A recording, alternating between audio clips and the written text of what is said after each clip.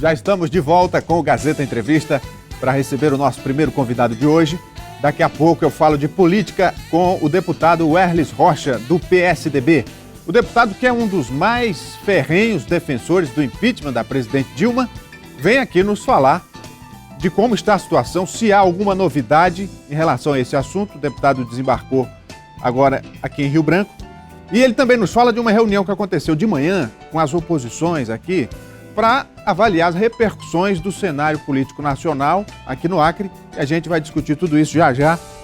Deixa eu dar um recado aqui para os amigos lá da Copserge. Olha, a cooperativa que fornece mão de obra terceirizada para o mercado de trabalho e que há 16 anos é sinônimo de dignidade e respeito ao trabalhador. É a Copserge.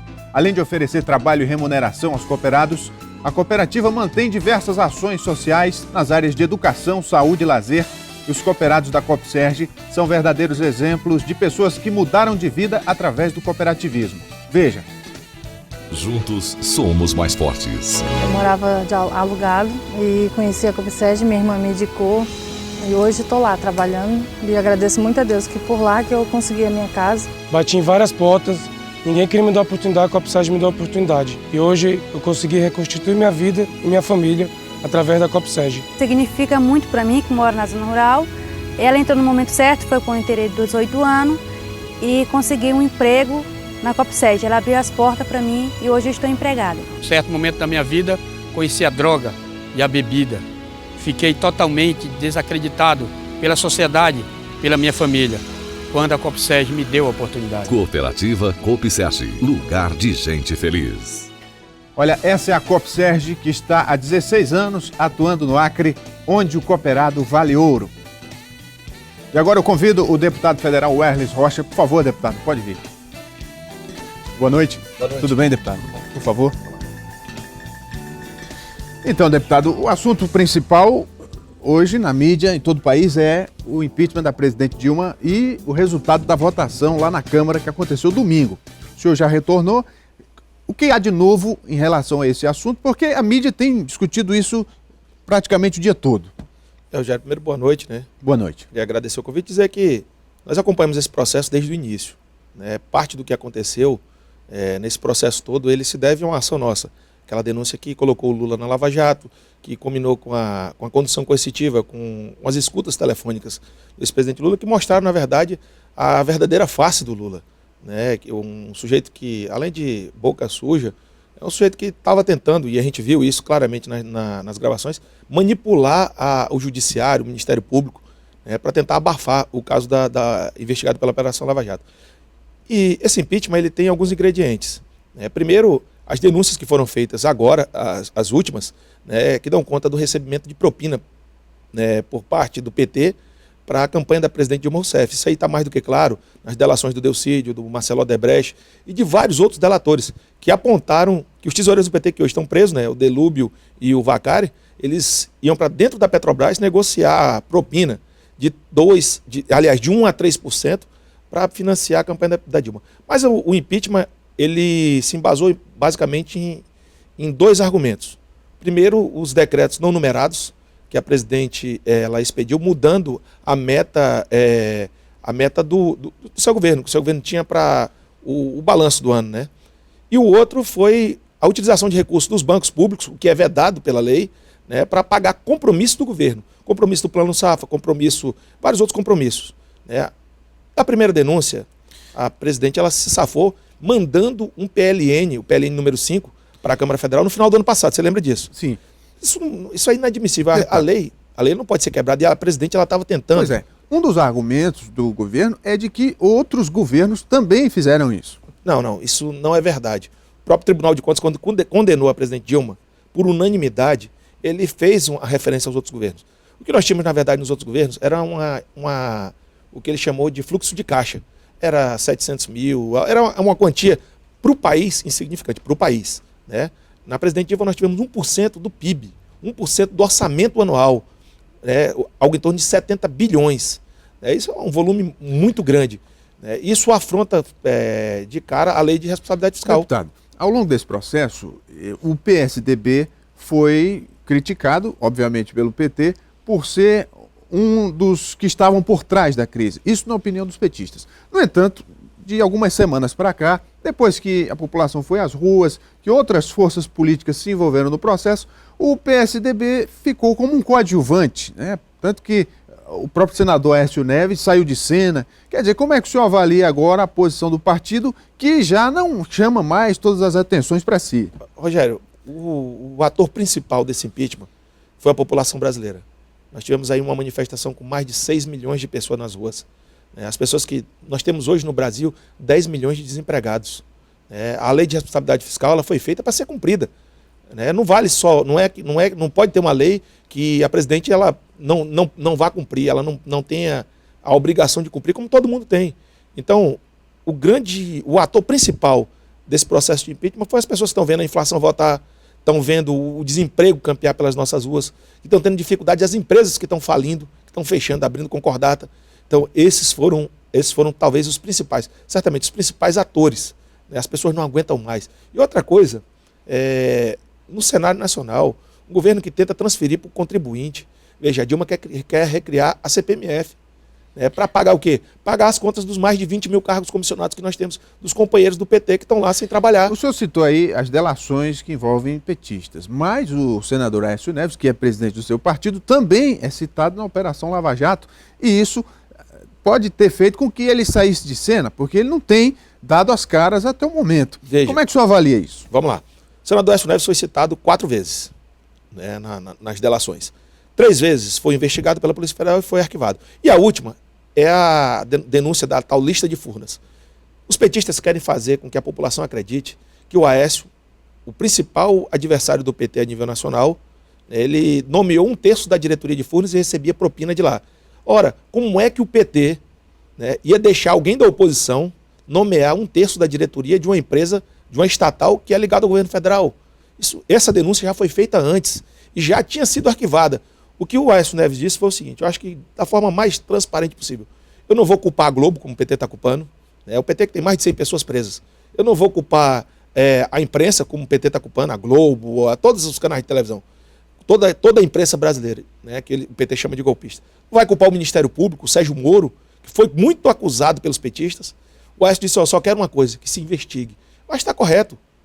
Essa acusação que os governistas fazem de que o PSDB se juntou com o PMDB numa conspiração. Como é que o senhor recebe essa crítica? Não, isso, na verdade, o PT está tentando construir um álibi. Isso faz parte. Eu trabalhei mais de 20 anos na polícia. Dificilmente alguém que é flagrado cometendo crime não tem um álibi, não tem uma desculpa. O que o PT está fazendo é arrumando uma desculpa para tentar se justificar. E veja que tem outro pedido de impeachment já na agulha, com essas outras denúncias das delações, que eu, pelo menos no meu modo de ver, são muito mais graves. Essa questão do presidente da Câmara, Eduardo Cunha, também está envolvido nos escândalos e o PT tenta fazer disso algo que tire a credibilidade do processo. Eu vou lhe dizer por mim. Acho que o Eduardo Cunha não tem condições morais, pelo que já foi mostrado, de presidir a Câmara.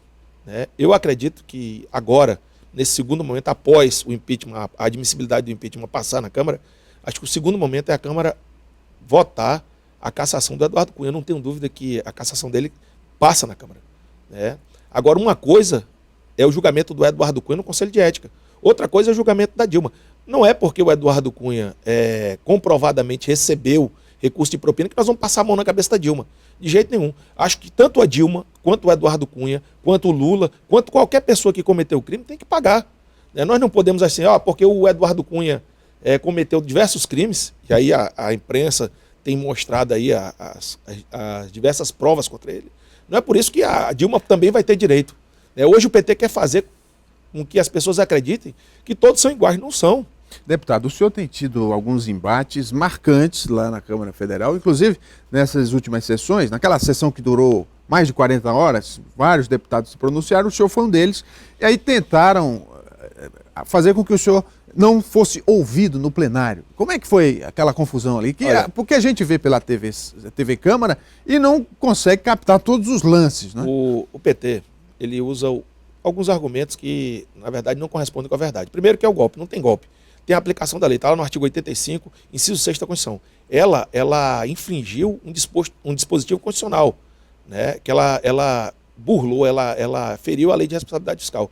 O que acontece é que os petistas, desmascarando essa história do golpe, eles tentam passar a imagem que a presidente Dilma ela é inocente. Ela não é. Né? A delação que envolve lá o ex-diretor-presidente da Andrade Gutierrez aponta a assessora dela lá, a Erenice Guerra, como tendo recebido 20 milhões de reais para as contas da Dilma Rousseff. E não era campanha. 20 milhões. Então, assim, a Dilma ela tem muita coisa para explicar e eu falei sobre isso. Né? Fora isso, o que eles não querem ouvir é que ela é ré. A presidente Dilma responde um processo... Pois é, quando o senhor trouxe essa informação, aí os petistas fizeram muito barulho e o seu discurso foi prejudicado. Rogério, a verdade dói muito para essas pessoas. A verdade dói demais. A presidente Dilma responde um processo, os delatores, todos eles, Marcelo Odebrecht, esse próprio senhor que é diretor da Andrade Gutierrez, o Delcídio Amaral, que era líder do governo no Senado, ele aponta a presidente Dilma como envolvida. O caso de Passadina é gravíssimo. O caso de Passadina é gravíssimo. E as repercussões disso aqui no Acre? Como é que o senhor avalia o impacto desse cenário aqui na política local? Eu acredito que nós estamos vivendo o fim de um ciclo. Né? É um governo que chegou ao poder dizendo que defendia o direito dos trabalhadores. Ano passado foram vários projetos de lei retirando direitos dos trabalhadores. Mas mais que isso, um governo que ganhou a eleição com mentiras. Como foi aqui? Prometeram que ia asfaltar todas as ruas, prometeram que a saúde ia ser de primeiro mundo, e a gente não viu nada disso. Prometeram que ia construir a BR-364, os reflexos daqui. Eu acredito que no dia seguinte ao afastamento da presidente Dilma, nós teremos um novo ministério. Né? E todas as informações relativas, por exemplo, Rio do Povo, né? BR-364 no DENIT, o outro no Ministério das Cidades. Hoje eu tenho dificuldade de conseguir essas informações porque há um bloqueio. Né? Acredito que com o novo ministério eu não quero cargo nenhum no governo Temer, ou em qualquer governo. Quero ter a liberdade de poder me manifestar livremente, de poder falar pelo povo do meu estado, né? E de poder investigar, de poder apurar. Eu quero ter acesso às informações da BR-364 e do Rio do Povo para saber onde foram parar os 2 bilhões. Deputado, e nas eleições municipais, o senhor acha que isso vai ajudar a oposição? Olha, veja, como eu lhe disse, nós estamos chegando ao fim de um ciclo. E eu não tenho dúvida que isso tem reflexo aqui.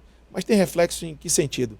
Reflexo que a população não vai mais engolir as mentiras que engoliu em todas as últimas eleições. Né? Os 40 mil empregos, as 20 mil casas populares, já está muito passado. Hoje, mas isso, as outras mentiras que foram contadas pelo PT na eleição... Pela manhã, os líderes de oposição, inclusive o senhor, se reuniram na Assembleia Legislativa para uma entrevista coletiva.